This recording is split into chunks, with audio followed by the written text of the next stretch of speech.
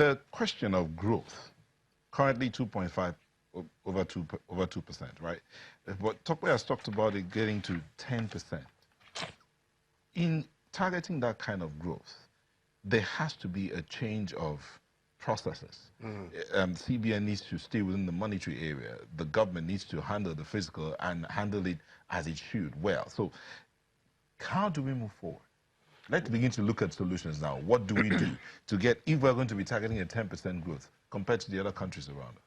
Well, the challenge really now is that the human capital, when you look at the rate of unemployment, now we have about 23%. There's a projection that in 2020 is likely to be about 33% unemployment. Then when you look at youth unemployment, that's over 60%. That's where the challenge is. How can we unleash the youth? You know, how can we engage them in such a way, you know, that they can now begin to own their own businesses?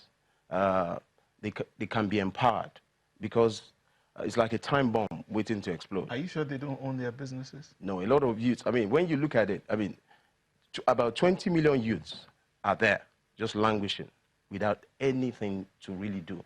And for example, I've been an entrepreneur for about 17 years. I used to work in the banking industry.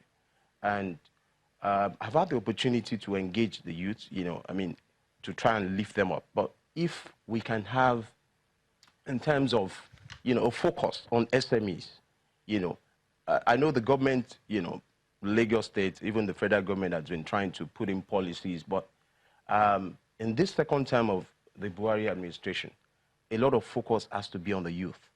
I know recently the US government partnered with the Lagos State Employment Trust Fund, gave them, you know, a fund of about $10 million, you know, but more needs to be done for the youth, because they are the engine room, you know, of any robust economy.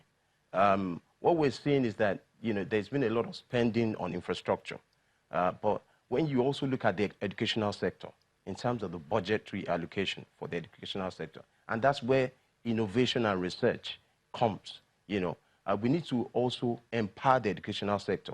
And when you empower the educational sector, the spirit of entrepreneurship is encouraged. Yeah, it kicks in. And so when you talk about growth, if you look at the way the US economy is, there's more of SMEs, the Walmarts and, you know,